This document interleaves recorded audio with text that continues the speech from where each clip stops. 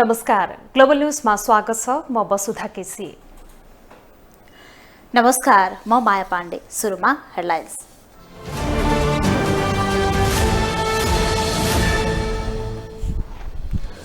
प्रतिपक्षी एमालेले 11 महिनापछि प्रतिनिधि सभा बैठक चल्न दियो। राष्ट्रिय सभामा भने अवरोध कायमै।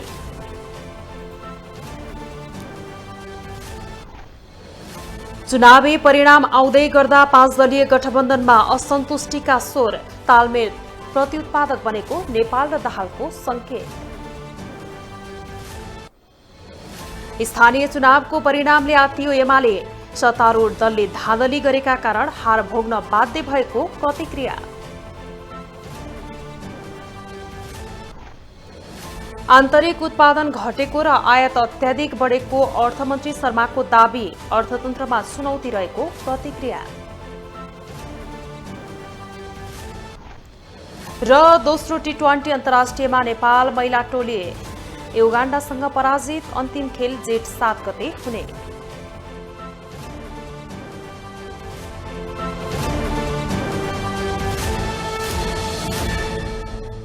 ग्लोबल न्यूज अब विस्तारमा। मंगलबार प्रमुख प्रतिपक्षी दल नेकपा एमाले संसदलाई चल्न दिएको छ। लगातार गत वर्षको 23 भदौदेखि संसदमा अवरोध सिर्जना गरिरहेको एमाले मंगलबार भने बैठकलाई सुचारू मात्र हुन दिएन, आफू पनि भाग लियो। एमाले देश निर्वाचनपछि नयाँ कोषमा गएको र एकीकृत समाजवादी तर्फ इंकित गर्दै अदालतले सजाय नदिए पनि जनताले सजाय दिएको भन्दै संसद चल्न दिएको बताएको छ। तथापि एमाले यसअघिको आफ्नो र अडान कायमै रहेको जिकिर गरेको छ। प्रमुख प्रतिपक्षी दल नेकपा एमाले 9 महिना लामो प्रतिनिधि सभामा जारी अवरोध अन्त्य गरेको छ। बजेट अधिवेशनको पहिलो दिन एमाले कुनै अवरोध गरेन।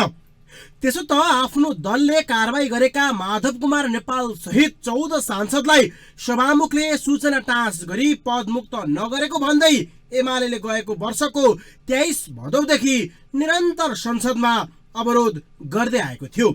एमालेका नाराबाजीका बीच बजेट प्रतिस्थापन विधेयक लगायतका केही विधेयक पास भए पनि संसद भने प्रभावकारी रूपमा सञ्चालन भएको थिएन।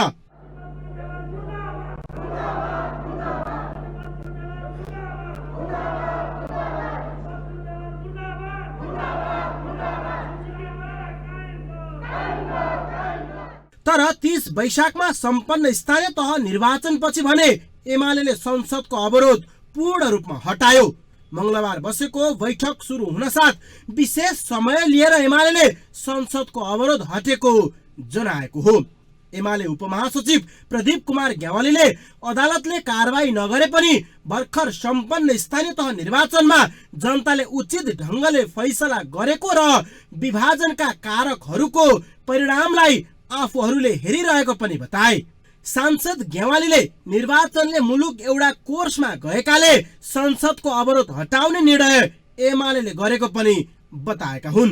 यो सदनमा व्यापक बहस हुनुपर्ने एउटा विषय, मुलुक झण्डै झण्डै राष्ट्रिय संकटतिर धकेलिँदै गरेको एउटा विषयले हामीलाई बढी पिन्च पनि गरेको छ। त्यसकारणले त्यो विषयमा छलफल होस् भन्नका लागि पनि हामीले हाम्रो विरोधको स्वरूपलाई परिवर्तन गरेका हौं। तथापि एमाले दल विभाजनका लागि जस्केलाबाट अध्यादेश ल्याउनु र उद्देश्य पूरा भएपछि फिर्ता लिनु, त्यस कार्यमा सभामुख अदालत जस्ता संवैधानिक निकाय सहयोगी बन्नु जस्ता गलत कार्यको विरोधमा एमालेको अडान कायमै रहेको बताएको छ। तर ती अडानका बीच मुलुकको अर्थतन्त्र संकटमा रहेको र यसबारे संसदमा छलफल हुनुपर्ने भएकाले संसद अवरोध अन्त्य गर्ने निर्णयमा एमाले पुगेको ग्यावालीको जिकिर छ। मुलुकको अर्थतन्त्र अहिले एकदमै ठूलो संकटमा छ। हुन त सामान्य प्रधानमन्त्री, माननीय मन्त्रीजीहरू सत्ताको सेटिङमै व्यस्त हुनुहुन्छ।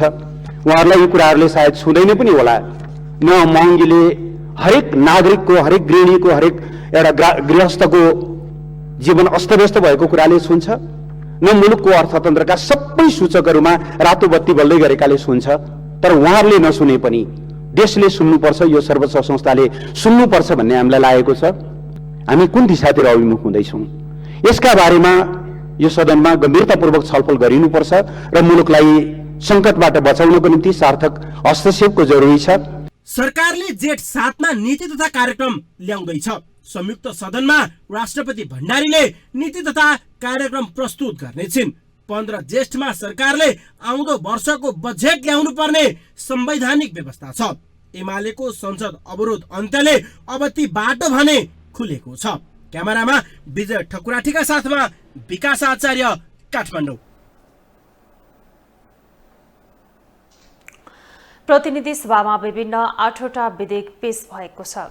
आज सुरु भएको प्रतिनिधि सभाको 11औं अधिवेशन अन्तर्गत प्रतिनिधि सभाको पहिलो बैठकमा विभिन्न 8 विधेयक पेश भएको हो।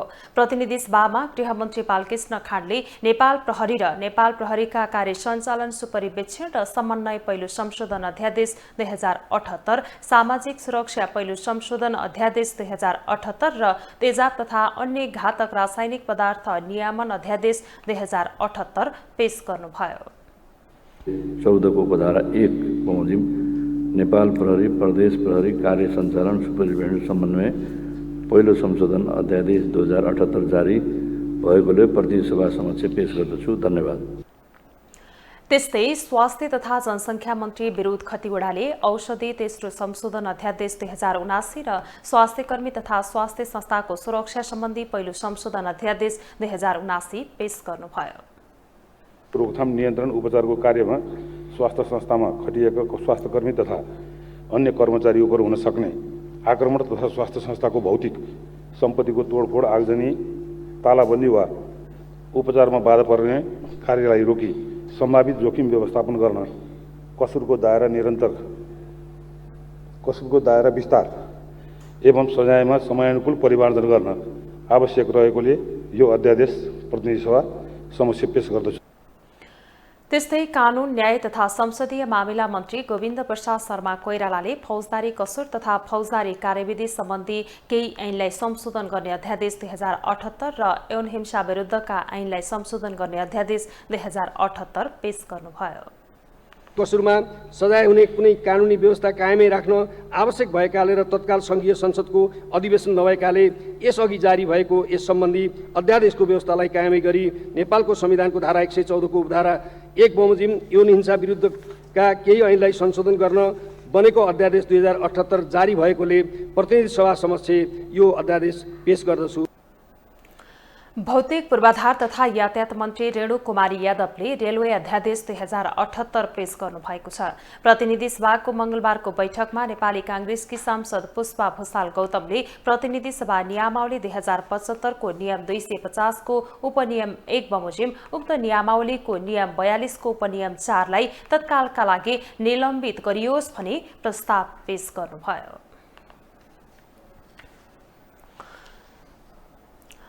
प्रमुख प्रतिपक्षी दल नेकपा एमाले राष्ट्रिय सभा बैठक अवरुद्ध पारेको छ। बजेट अधिवेशनको पहिलो दिन राष्ट्रिय सभा बैठक सुरु हुनासाथ एमालेका सांसदहरूले उभिएर अवरुद्ध पारेका हुन्। एमालेका सांसद देवेन्द्र दाहालले सभामुख अग्निप्रसाद सापकोटा र सत्तारूढ गठबन्धन दलका नेता प्रधानमन्त्री शेरबहादुर देउवाले आफूहरूले अगाडि सारेका माग सम्बोधन गर्न पहल समेत गर्न नचाहेकाले राष्ट्रिय सभा बैठक अवरुद्ध पार्न बाध्य भएको बताउनुभयो। सञ्चालनमा रुचि देखाइरहेको छैन। सरकारको तर्फबाट बरु प्रतिपक्षलाई दोष लगाएर प्रतिपक्षीको कारणले गर्दा सदन नचलेको भनेर भाग्न खोजिरहेको छ र सदन सञ्चालनमा सरकारले रुचि देखाएको छैन। त्यसकारण हामीले यो सदनलाई अवरुद्ध गर्नुपर्ने आवश्यकता देखेका छौं र आजको बैठक पनि हामी अवरुद्ध गर्न चाहन्छौं। राष्ट्रिय सभाका अध्यक्ष गणेश प्रसाद तिमल सिन्हाले भने छलफल र संवादबाट समस्या समाधान हुने भन्दै सभा सहज बनाउन एमालेका सांसदलाई पटक पटक आग्रह गर्नुभयो।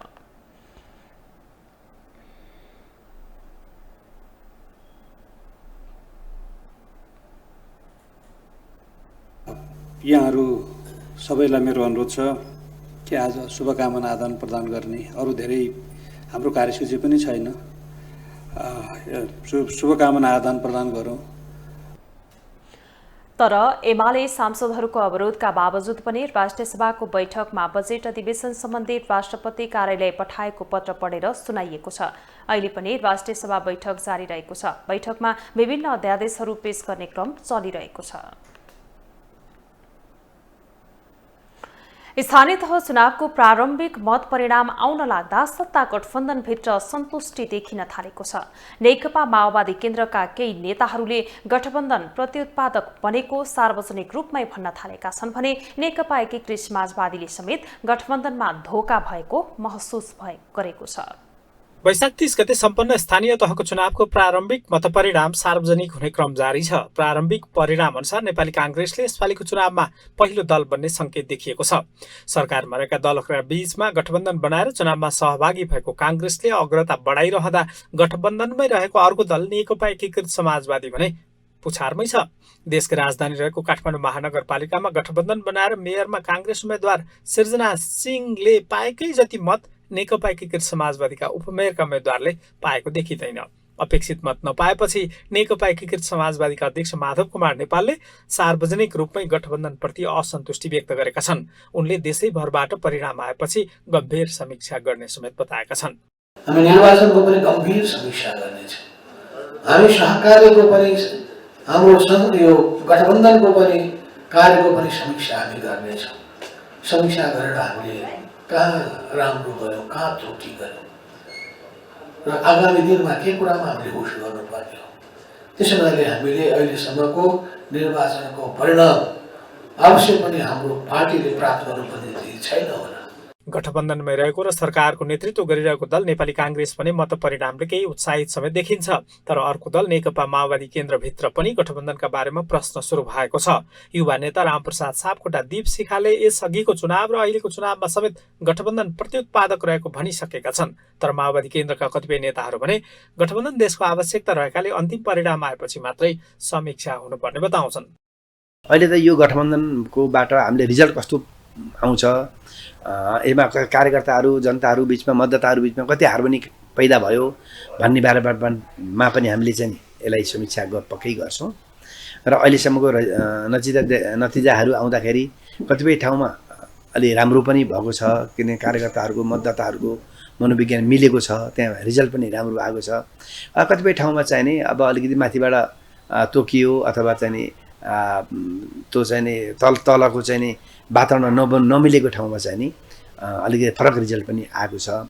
त्यसो त भरतपुरमा भएको चुनावी सभामै माओवादी केन्द्रका अध्यक्ष प्रचण्डले भरतपुरमा गठबन्धनले चुनाव नजिते देश दुर्घटनामा जाने चेतावनी दिएका थिए। अहिलेको प्रारम्भिक परिणामले गठबन्धनभित्र असन्तुष्टि सुरु भए पनि ठोस निर्णय भने अन्तिम परिणाम सार्वजनिक भएपछि मात्रै हुने देखिएको छ। ग्लोबल टेलिभिजनका लागि क्यामेरामा राजेन्द्र काफ्लेका साथमा अमृत राज काफ्ले, काठमाडौँ। हार जित स्वीकार गर्नु खेल खेलिसकेपछिको अनिवार्य शर्त हो। तर स्थानीय तह निर्वाचनको महाखेलमा एमालेले हारलाई सहजै स्वीकार गरेको छैन। पहिलो दलबाट दोस्रो दलमा खुम्चिँदै गर्दा एमालेले आफ्नो हार धाँधलीका कारण भएको गम्भीर आरोप लगाएको छ। एक्लै 2/3 ल्याउँछु भन्ने एमाले आखिर किन अत्तालियो? स्थानीय तह निर्वाचन 2079 अन्तर्गत यति बेला देशभर धमाधम मतगणना जारी छ। हालसम्मको दलगत अग्रता र प्राप्त मत परिणामले पहिलो शक्ति नेपाली कांग्रेस बन्ने देखिन्छ। तर यो नतिजा जति सार्वजनिक भइरहेको छ, एमाले त्यति नै बढी आत्तिएको छ। एमालेका अधिकांश नेताहरू चुनावी परिणामबाट निराश छन्। गठबन्धनको विरुद्धमा सम्पूर्ण लोकतन्त्रका पक्षधर संविधान र कानुनको पालना गर्नुपर्छ भनेर प्रतिबद्धता व्यक्त गरिरहेका जनताहरूको पक्षधरहरू एक ठाउँमा उभिनुपर्ने आवश्यकता छ। सत्ता गठबन्धनले धाँधली गरेर आफ्नो पक्षमा नतिजा ल्याएको गम्भीर आरोप लगाउँदै एमालेले आफ्नो पीठ आफै थपथपाइरहेको छ। उसले यसो भनेर वैशाख 30 गते नै मतदानपछि चुनावमा मत आफ्नो पक्षमा आउने र सरकारले चुनाव सार्न खोज्दा आफूले नमानेको दाबी गरेको पनि बिर्सिएको छ। एकातिर 5 दलीय सत्तारूढ गठबन्धन अर्कोतिर एक्लै एमाले स्वाभाविक पनि नतिजा प्रतिकूल पर्छ भन्ने हेक्का एमाले नराखेको भने होइन। त्यसलाई अझ बल पुग्ने गरी एकीकृत समाजवादी र माओवादीको मत कांग्रेसतिर खनिदा एमाले खुम्चिनु स्वाभाविक पनि हो। तर यसलाई एमाले त्यो प्रतिकूलता भन्दा पनि सत्ताको दुरुपयोगले आफूहरू खुम्चिनु परेको ठानेको छ।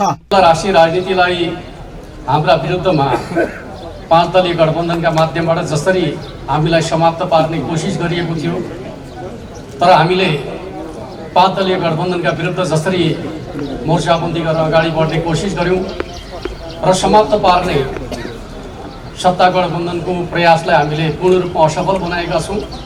यद्यपि हामीले अपेक्षा गरे अनुसारको परिणाम प्राप्त भएको छैन, तर जनमतलाई हामीले आफ्नो पक्षमा प्रभावित गर्ने कुराहरूमा जुन प्रकारको मेहनतहरू गर्यौं त्यसका प्रभाव र परिणामहरू सत्ता गठबन्धनले पनि प्रत्यक्ष रूपमा अनुभूति गरेको छ। चुनाव अघिसम्म 2/3 मत एक्लै ल्याउने एमालेको दाबी थियो। अझ माओवादी केन्द्र निकै कमजोर हुने र एकीकृत समाजवादीले कहीँ पनि नजित्ने उसको आकलन थियो। तर मत परिणामले कांग्रेसपछि एमाले र माओवादी पनि शक्तिशाली दलको रूपमा उदय भएपछि एमाले यति बेला चकित परेको छ। त्यसो त स्थानीय तह निर्वाचन 2074 मा नेकपा एमाले एक्लै देशभर 294 स्थानीय तहमा जित हासिल गर्दै पहिलो शक्ति बनेको थियो, जबकि कांग्रेसले 266 र नेकपा माओवादी केन्द्रले 106 स्थानीय तहको प्रमुख पदमा जित हासिल गरेका थिए। तर गएको 30 वैशाखमा सम्पन्न स्थानीय तह निर्वाचनले दलको दलगत हैसियत बदलिदिएको छ। क्यामेरामा राजु थापाका साथमा विकास आचार्य, काठमाडौँ। स्थानीय तहको निर्वाचनको मत परिणाम आउने क्रम जारी छ। मुलुकभरका 750 स्थानीय तहमा भएको चुनावको मत परिणाम आइरहँदा सबैको ध्यान काठमाडौँ महानगरमा केन्द्रित छ। काठमाडौँ महानगरमा विशेष गरी शीर्ष राजनीतिक दललाई टक्कर दिँदै स्वतन्त्र उम्मेदवारी दिएका बालेन शाह अन्य प्रतिस्पर्धी भन्दा दोब्बर मतका साथ अगाडि देखिएका छन्। काठमाडौँ महानगरको मतगणना जारी छ। राष्ट्रिय सभागृहभित्र मतगणना जारी रहँदा बाहिर भने बालेन शाहका समर्थकको बाक्लो भिड रहेको छ। बालेन शाहले दोब्बर मतका साथ लिड गरिरहेका बेला बाहिर बालेन शाहका समर्थकले नारा लगाइरहेका छन्।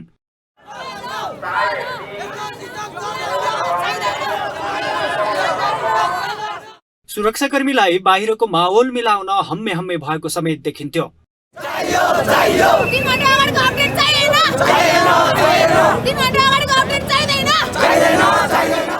शाहका समर्थक सभागृह बाहिर उल्लेख्य उपस्थिति भए पनि अन्य राजनीतिक दलका कार्यकर्ता भने देखिएका छैनन्। बालेनका समर्थनले बालेन काठमाडौँको मेयरका लागि योग्य रहेको बताएका छन्। 15 वर्षदेखि जुन हामीले हेरिरहेछौँ, हामी बुझ्नै भयौँ। जुन बेला हामीले गणतन्त्र ल्यायौँ त्यतिखेर पनि बुझ्नै थियौँ। यो 15 वर्षको ड्युरेसन हेर्दै गर्दाखेरि व्यवस्था परिवर्तन ठुलो कुरा होइन रहेछ। यहाँ अवस्था परिवर्तन ठुलो कुरा रहेछ। बालेन शाह हुन त नेपाली हिपहप इन्डस्ट्रीमा पहिलेदेखि नै उदयमान ताराको रूपमा आएका थिए, तर पनि उनले जब यो स्थानीय निर्वाचनमा आफ्नो उम्मेदवारी घोषणा गरे त्यस पछाडि उनी जन चर्चाको शिखरमा पुगे र अरू नेताहरू, अरू राजनीतिक दलहरू अहिलेको गठबन्धन हेर्दाखेरि नेकपा एमालेका उम्मेदवारहरू हेर्दाखेरि र बालेन शाहलाई अर्कोतिर राखेर हेर्दाखेरि बालेन शाहमा छुट्टै एउटा खुबी छ। देश बनाउने, महानगरलाई परिवर्तन गर्ने क्यापेसिटी भएकोले उहाँले चुनाव जित्ने पक्का भइसकेको छ। उहाँले चुनाव जित्नुहुन्छ। अब के छ भने नेपालमा इज्जत कमाउनु सजिलो छ, इज्जत बचाउन गाह्रो छ। त्यसो भएको हुनाले जसरी केजरीवालले दिल्लीमा निर्भीक भएर काम गरेको छ, उहाँले पनि त्यस्तै निर्भीक भएर काम गर्नुपर्छ। काठमाडौँ महानगरको नेतृत्वका लागि प्रमुख राजनीतिक दलका उम्मेद्वारसँगै 50 भन्दा बढीले उम्मेदवारी दिएका छन्। तर स्वतन्त्र उम्मेद्वारले सुरुदेखि नै अग्रता बनाउनुले राजनीतिक दल र उम्मेद्वार छनौटका विषयमा असन्तुष्टि प्रकट भएको बुझ्न कठिन छैन। ग्लोबल टेलिभिजनका लागि क्यामेरामा गणेश पूर्वछाने मगरका साथमा विनोद विक्रम भण्डारी, काठमाडौँ।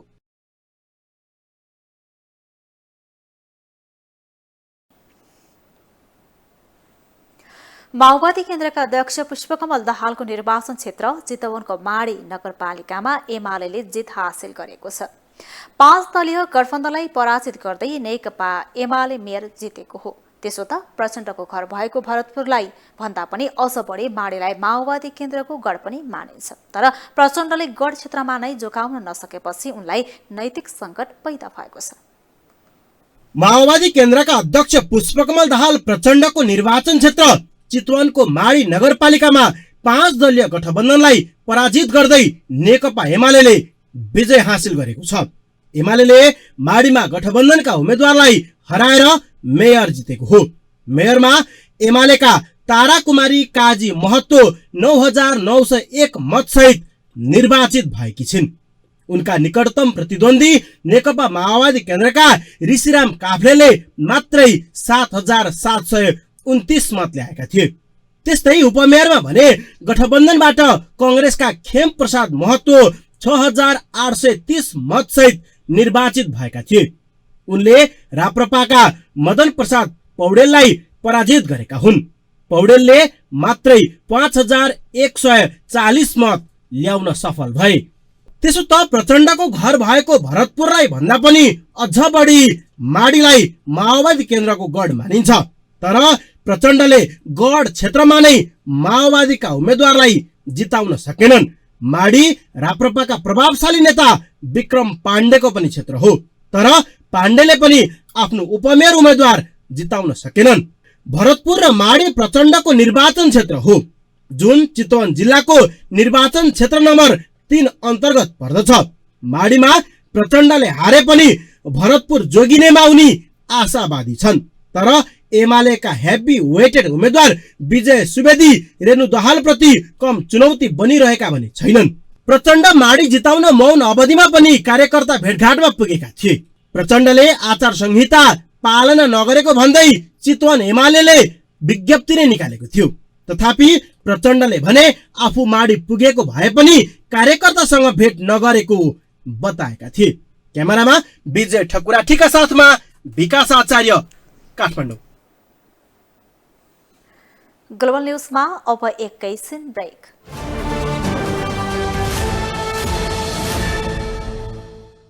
ब्रेकपछि स्वागत छ। अब बाँकी न्यूज।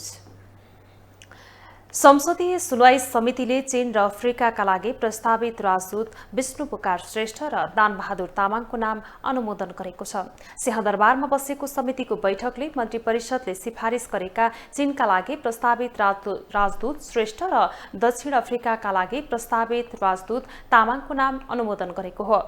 सभापति लक्ष्मणलाल कर्णले प्रस्तावित दुवै राजदूतको उजुरी नपरेको र उपयुक्त लागेकाले समितिले सर्वसम्मत अनुमोदन गरेको जानकारी दिनुभयो।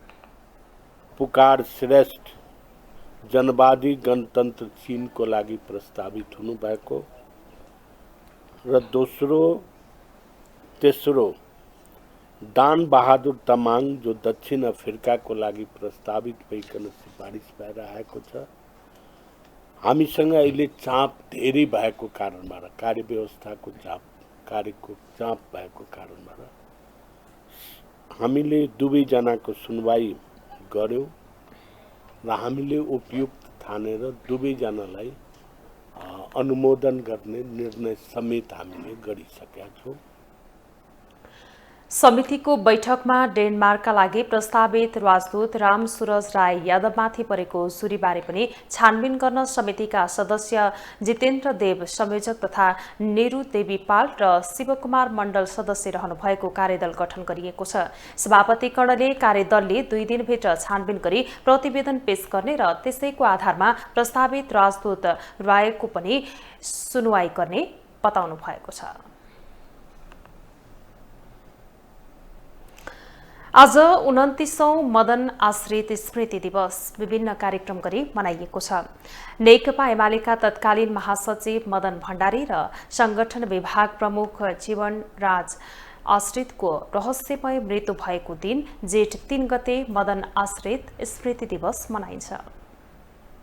विक्रम सम्वत 2050 साल जेठ 3 गते चितवनको कविलास स्थित दासढुङ्गामा जीव दुर्घटनामा परि एमालेका तत्कालीन महासचिव मदन भण्डारी र संगठन विभाग प्रमुख जीवराज आश्रितको रहस्यमय मृत्यु भएको थियो। त्यसै दिनको सम्झनामा हरेक वर्ष नेकपा एमाले सहितका दलहरूले मदन आश्रित स्मृति दिवस मनाउने गर्दछन्। मङ्गलबार पनि नेकपा एमाले र नेकपा एकीकृत समाजवादीले बेग्ला बेग्लै कार्यक्रम गरेर यो दिवस मनाएका छन्।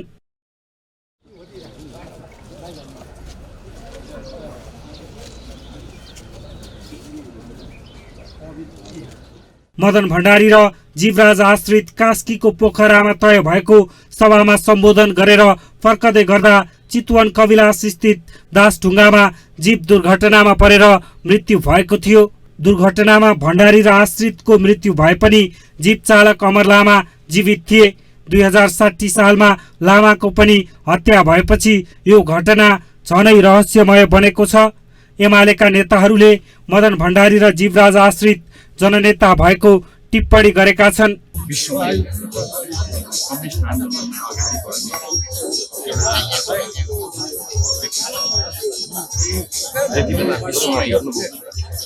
कम्युनिस्ट भनेर नाम समेत राख्न छोडेको त्यो अवस्थामा जनताको प्रतिवाद गरेर हामीलाई बाटो दिएको त्यसलाई हामी सही ठाडो पारेर अगाडि बढ्न सक्छौँ। त्यसैको आधारमा अहिले अगाडि बढिरहेको छ। मदन आश्रितको निधन भएको 29 वर्ष पुग्दासम्म रहस्य भने अहिलेसम्म पनि सार्वजनिक हुन सकेको छैन। यता सर्वसाधारणहरूले समेत मदन आश्रितलाई जननेताकै रूपमा स्मरण गरेका छन्।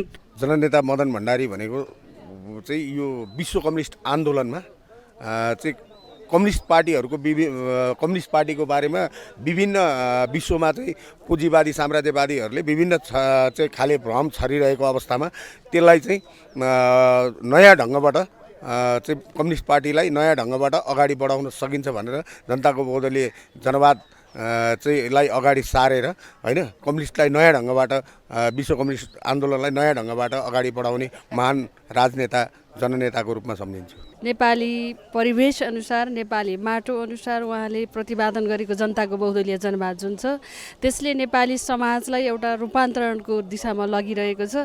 त्यसैले उहाँ नेपाली जनताले सधैँ चाहिँ नेपालमा विश्व कम्युनिस्ट आन्दोलनमा चाहिँ शिथिलता छाइरहेको बेलामा नेपालमा उहाँले प्रतिपादन गर्नुभएको नेपाली माटो नेपाली जनता नेपाली भावना अनुसारको जनताको बहुदलीय जनवाद जुन प्रतिपादन गर्नुभएको छ त्यसले नेपालमा चाहिँ एउटा खालको परिवर्तनको दिशातर्फ नेपाली समाजलाई लगिरहेको छ। मदन आश्रितको निधनका बारेमा सरकार र एमालेले बेग्ला बेग्लै छानबिन समिति गठन गरेका थिए। दुवै समितिले दुर्घटना भएको प्रतिवेदन समेत सार्वजनिक गरेका थिए। ग्लोबल टेलिभिजनका लागि क्यामेरामा राजु थापाका साथमा अभिषेक सापकोटा, काठमाडौँ। अब पालो ग्लोबल भोइसको।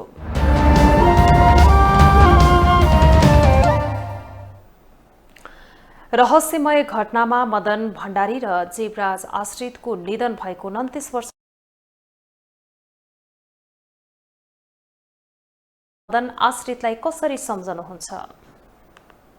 म यस पार्टी कमिटीको सदस्यको हैसियतले उहाँलाई जबजको विचारबाट नि म प्रेरित भएर म पार्टीमा लागिरहेको छु र यसको उहाँहरू दिवंगत हुनुभए तापनि हामी यसको पछाडि निरन्तर लागिरहन्छु र पछिसम्म लाग्ने प्रण गर्दछु। नेपाली परिवेश अनुसार नेपाली माटो अनुसार उहाँले प्रतिपादन गरेको जनताको बहुदलीय जनवाद जुन छ त्यसले नेपाली समाजलाई एउटा रूपान्तरणको दिशामा लगिरहेको छ। त्यसैले उहाँ नेपाली जनताले सधैँ चाहिँ नेपालमा विश्व कम्युनिस्ट आन्दोलनमा चाहिँ शिथिलता छाइरहेको बेलामा नेपालमा उहाँले प्रतिपादन गर्नुभएको नेपाली माटो नेपाली जनता नेपाली भावना अनुसारको जनताको बहुदलीय जनवाद जुन प्रतिपादन गर्नुभएको छ त्यसले नेपालमा चाहिँ एउटा खालको परिवर्तनको दिशातर्फ नेपाली समाजलाई लगिरहेको छ। म एकदम हाम्रो यो श्रद्धेय सबैभन्दा मुटुको ढुकढुकी हाम्रो अभिभावक र हाम्रो यो कम्युनिस्ट पार्टीको सबभन्दा उदयमान र हामीलाई सन्देश उहाँको मार्गदर्शनले हामीलाई एकदमै उत्प्रेरणा दिएर उहाँ जानुभयो। उहाँको गए पनि उहाँको छाप र उहाँको कार्यहरू हामीलाई अहिले पनि एकदमै सम्झिन लायक रहेछ। विचार चाहिँ एकदम सार्थक हुँदै गएको र बढी आवश्यकता र महत्त्व बढ्दै गएको। हिजो नेकपा एमालेको महासचिवको हिसाबले मात्रै थियो भने आज उहाँको विचार चाहिँ विश्वले नै अनुसरण गर्नुपर्ने विचारक नेताको रूपमा सम्झिरहेको छु मैले यतिखेर।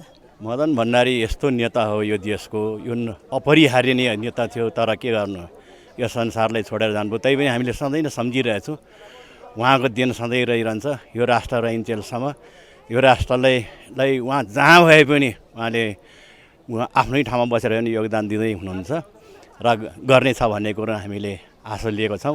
एउटा राजनेता हुनुहुन्थ्यो, उहाँले एउटा नवीन विचारक हुनुहुन्छ। उहाँले चाहिँ जतिखेर विश्व कम्युनिस्ट आन्दोलनमा चाहिँ सोभियत सङ्घको विघटनपछि धर्ममा आएको थियो कम्युनिस्ट आन्दोलन, त्यतिखेर चाहिँ यो कम्युनिस्ट आन्दोलनलाई जोगाउनको लागि एउटा सिद्धान्त प्रतिपादन गर्नुभयो, जनताको बहुदलीय जनवाद। त्यसकै आधारमा आजसम्म नेकपा एमाले नेपाली जनताको मनमुटीमा बस्न सफल भएको छ। जननेता मदन भण्डारी भनेको चाहिँ यो विश्व कम्युनिस्ट आन्दोलनमा चाहिँ कम्युनिस्ट पार्टीको बारेमा विभिन्न विश्वमा चाहिँ पुँजीवादी साम्राज्यवादीहरूले विभिन्न चाहिँ खाले भ्रम छरिरहेको अवस्थामा त्यसलाई चाहिँ नयाँ ढङ्गबाट चाहिँ कम्युनिस्ट पार्टीलाई नयाँ ढङ्गबाट अगाडि बढाउन सकिन्छ भनेर जनताको बहुदलीय जनवाद चाहिँ लाई अगाडि सारेर होइन कम्युनिस्टलाई नयाँ ढङ्गबाट विश्व कम्युनिस्ट आन्दोलनलाई नयाँ ढङ्गबाट अगाडि बढाउने महान राजनेता जननेताको रूपमा सम्झिन्छु।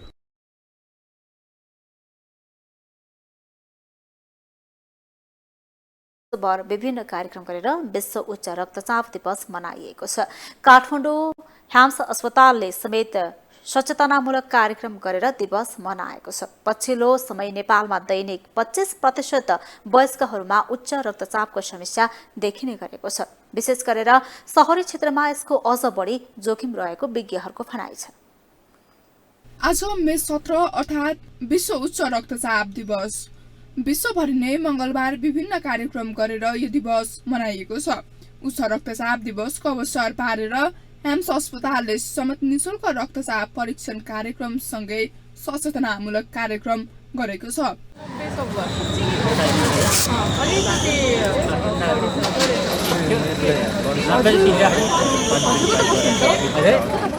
विज्ञहरूका अनुसार पछिल्लो समय नेपालमा पनि उच्च रक्तचापको समस्या देखिन थालेको छ। दैनिक 25% वयस्कहरूमा उच्च रक्तचापको समस्या देखिने गरेको विज्ञहरूको भनाइ छ। विशेष गरेर शहरी क्षेत्रमा यसको प्रभाव अझ बढ्दो छ। चिकित्सकहरूका अनुसार असन्तुलित खानपान, शारीरिक अभ्यासको कमी र तनावका कारणले उच्च रक्तचाप बढ्ने गर्छ। ब्लड प्रेसरको बढ्नुको one of the first reasons चाहिँ मानसिक तनाव पनि हो। अहिले सबैको जीवन स्ट्रेसफुल भएको छ। त्यसले गर्दाखेरि वर्क रिलेटेड स्ट्रेस, घरको स्ट्रेस, त्यो कारणले गर्दा यङ पपुलेसनमा पनि चाहिँ हाई ब्लड प्रेसरको समस्या देखिएको छ।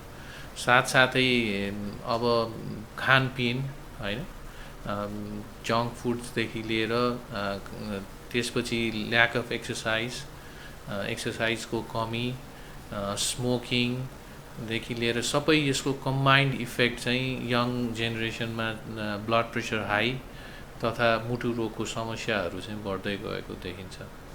विश्व स्वास्थ्य संगठनको अनुसार विश्वमा 1 अर्बभन्दा बढी व्यक्तिमा उच्च रक्तचापको समस्या छ। त्यस्तै नेपालमा पनि कुल जनसङ्ख्याको 25% वयस्कहरूमा उच्च रक्तचापको समस्या रहेको तथ्याङ्क छ। दैनिक खानपान, जीवनशैलीमा परिवर्तन सँगै धुम्रपान र मदिरा सेवनमा ध्यान नदिए उच्च रक्तचापले मुटुको मांसपेशीलाई बाक्लो बनाई धमनीहरूलाई साँघुरो बनाउँदै लैजाने चिकित्सकहरूको भनाइ छ। उच्च रक्तचापका कारण मृगौला रोग समेत देखिने ह्याम्स अस्पतालका मुटु रोग विशेषज्ञ डाक्टर मुकुन्द शर्माको भनाइ छ। ब्लड प्रेसर चाहिँ एउटा सुरुवाती फेजमा यसलाई कन्ट्रोल अब होइन मैले भनेको जस्तै खानेकुराहरू र नुन कम खाएर एक्सर्साइज गरेर नि कन्ट्रोल गर्ने हो। यदि ब्लड प्रेसर चाहिँ आफ्नो रेन्ज टार्गेट रेन्जभन्दा बढी भयो भने चाहिँ त्यसले बिस्तारै किडनीमा समस्या गर्ने, मुटुमा समस्या गर्ने होइन, अनि त्यो बढ्दै गएर पछि स्ट्रोक हुने, लामो समयसम्म प्रेसर कन्ट्रोल गरेन भने स्ट्रोक हुने, हार्ट एट्याक हुने, त्यो समस्याहरू। स्ट्रोक भनेको प्यारालाइसिस होइन, प्यारालाइसिस हुने, हार्ट एट्याक हुने, किडनी डायलाइसिस गर्नुपर्ने, किडनी बिग्रेर डायलाइसिस, किडनी फेर्नुपर्ने, यस्तो समस्याहरू आउन सक्छन्। खानपान तथा जीवनशैली परिवर्तन नै उच्च रक्तचाप नियन्त्रणको मुख्य उपाय भएको चिकित्सकहरू बताउँछन्। धुम्रपान र मदिरा सेवन नगर्नु, हरिया सागसब्जी तथा फलफुल धेरै खानु, खानामा नुनको प्रयोग कम गर्दा समेत उच्च रक्तचापबाट बच्न सकिने उनीहरूको भनाइ छ। त्यसबाहेक रातो र धेरै बोसोयुक्त मासु कम खानु, नियमित व्यायाम तथा योग गर्नु उच्च रक्तचाप रोकथामका उपायहरू हुन्। क्यामेरामा गणेश पूर्वज साने मगरका साथमा सुस्मिता, काठमाडौँ। अब पालो बिजनेस न्यूजको।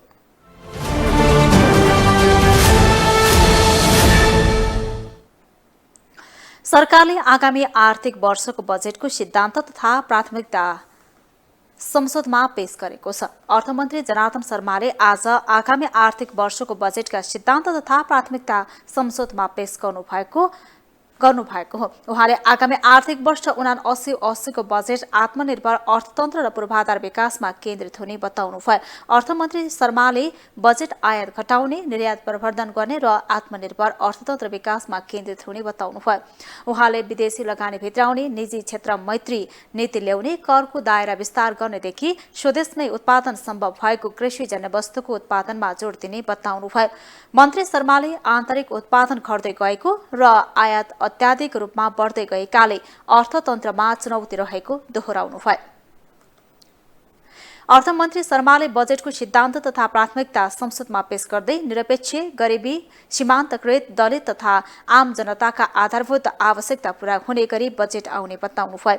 उहाँले सार्वजनिक ऋणलाई वञ्चित सीमाभित्रै राख्दै आर्थिक स्थायित्व कायम गरिने समेत बताउनुभयो। मन्त्री शर्माले खेतीयोग्य सबै जमिनको उपयोग गर्ने, जमिनमा सामूहिक खेती प्रणालीलाई बजेटमा जोड दिने उल्लेख समेत गर्नुभयो।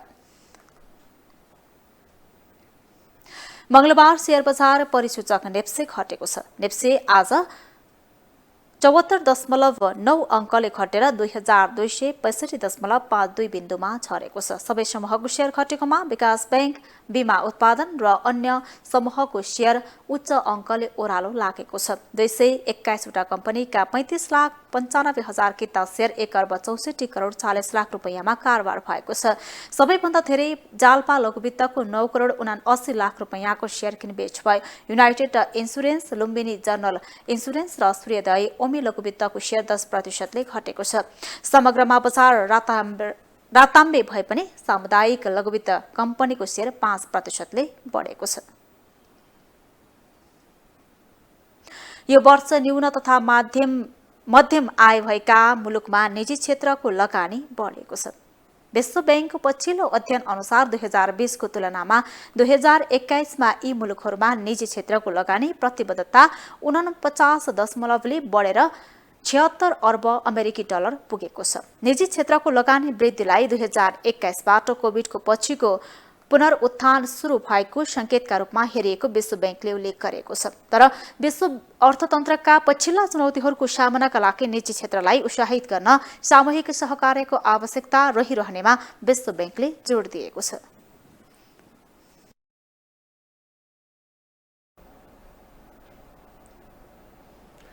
अब इन्टरनेशनल न्यूज।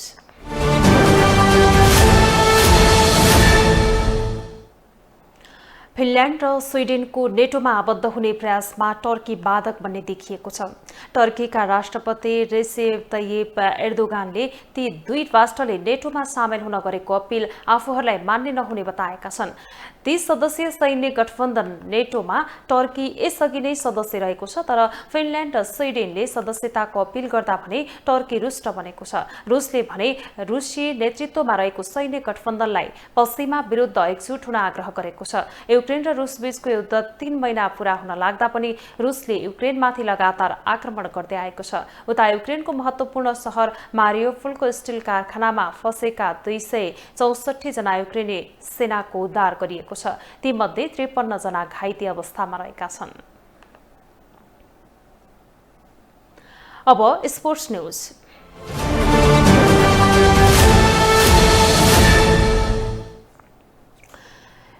युगाण्डासँगको दोस्रो अन्तर्राष्ट्रिय महिला टी20मा पनि नेपाल पराजित भएको छ। त्रिवी क्रिकेट मैदानमा आज नेपाल 1 विकेटले पराजित भएको हो। नेपालले दिएको 102 रनको लक्ष्य उगाण्डाले 9 विकेट गुमाएर 1 बल बाँकी छँदै भेटायो। बलिङतर्फ नेपालका कविता कुँवर र सनमङ राईले 2-2 तथा सीता राणा मगर र रुबिना क्षेत्रले 1-1 विकेट लिए। यसअघि सोमबार भएको पहिलो खेल नेपालले 12 रनले हारेको थियो। अन्तर्राष्ट्रिय क्रिकेट खेल्न थालेको 15 वर्षपछि महिला टोलीले पहिलो पटक घरेलु मैदानमा सिरिज खेल्न लागेको हो। तेस्रो T20 बिहीबार हुनेछ। चौथो खेल जेठ 6 गते र अन्तिम खेल जेठ 7 गते हुनेछ।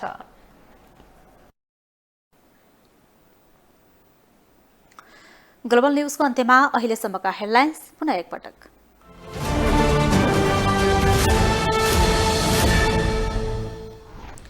प्रतिपक्षी एमालेले 11 महिनापछि प्रतिनिधि सभा बैठक चल्न दियो। राष्ट्रिय सभामा भने अवरोध कायमै।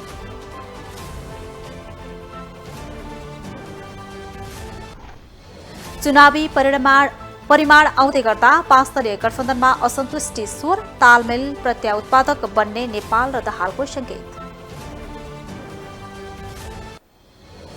स्थानीय चुनावको परिमाणले आत्तियो एमाले। सत्तारूढ दलले धाँधली गरेका कारण हार भोग्न बाध्य भएको प्रतिक्रिया। आन्तरिक उत्पादन घटेको र आयात अत्याधिक बढेको अर्थमन्त्री जनार्दन शर्माको दावी। अर्थतन्त्रमा चुनौती रहेको दावी। र दोस्रो T20 अन्तर्राष्ट्रियमा नेपाली महिला टिम युगाण्डासँग पराजित। अन्तिम खेल जेठ 7 गते हुने।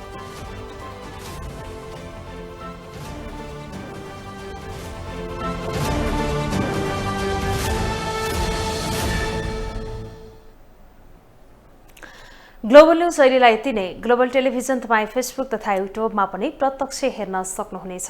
ग्लोबल टेलिभिजन हेर्दै गर्नुहोला। नमस्कार।